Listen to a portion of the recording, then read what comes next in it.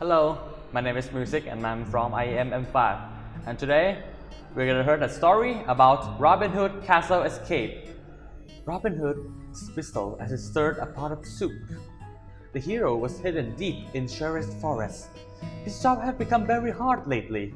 Prince John and the sheriff were trying their best to capture him. Luckily, Robin Hood had good friends on his side. Little John, Fat Chuck, and Maid Marian were all helping him to come up with a plan to help the people of Nottingham. "Don't burn the soup, Rob!" Little John called as he and Maid Marian arrived at the wood for the fire. "I'll only make this mistake once," Robin Hood answered, handing out the soup for his friends. Robin was about to take a sip when Fat Tuck appeared. The friend was out of breath and looked very worried. "Fat Tuck, is something wrong?" Maid Marian asked. "Skippy is missing," Fat Tuck said. It's claimed that Skippy, the young rabbit, has lost an arrow in Prince John's castle and gone looking for it. His friend Toby had waited a long time for him to come back, but Skippy never returned. "He must be lost in the castle," Maid Marian said. "Or worse, Prince John had caught him," Robin said.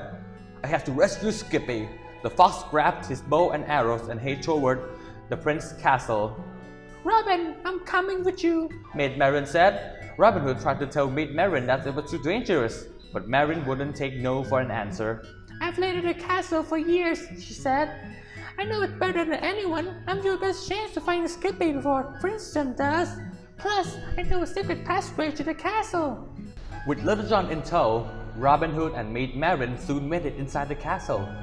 They snuck up and down in winding hallways, searching for Skippy at every turn. Just as they were about to turn another corner, Robin Hood pulled Maid Marian back. He could hear voices coming right for them. "Quick, we have to turn around," Robin Hood said. But it was too late. There were voices coming from behind them. Too, they were trapped. Luckily, Robin had an idea. Then he tied the other end to the arrow and fired it in the nearby window and into another window on the castle opposite wall. Robin gave the rope a good yank and motioned for Maid Marian and Little John to follow him. The sheriff of Nottingham and two guards turned the corner just as Little John grabbed the rope and leaped out the window. "Did you hear that?" the sheriff asked the guard. The sheriff looked out the window, but it was too dark to see much of anything. Robin Hood, Maid Marian, and Little John clung to the rope, afraid to move a little inch. After what seemed like a very long time, the sheriff said, "Guess it was nothing," and walked away down the hallway. "Hurry," Robin Hood said, leading the way across the rope. He peeked into the window across from them. Everything looked quiet. "Quick, through here," Robin Hood said, pointing to a nearby door. "This room looks familiar," Maid Marian said, but Maid Marian's realization was too late. Robin Hood had already gone through the door, right into Sir His study. Even worse, Sir His was there.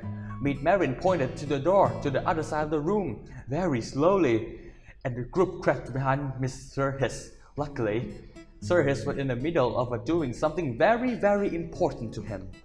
Examining himself in the mirror. "Sir His, you have outdone yourself with this once," the snake said to himself as he tied a new hat. Robin Hood opened the door and motioned his friend through.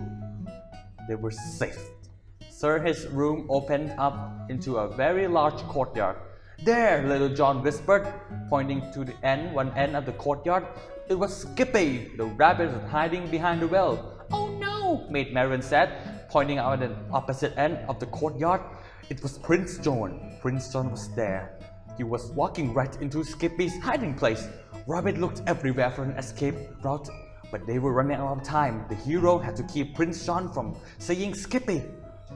"Quick, get Skippy out of the castle. I will meet you back in Sherwood Woods. Trust me," Robin told his friend. Before they can argue with him, the fox climbed onto the castle roof and yelled down at Prince John. "Looking for me?" he called. You guards! Seize him! Seize him!"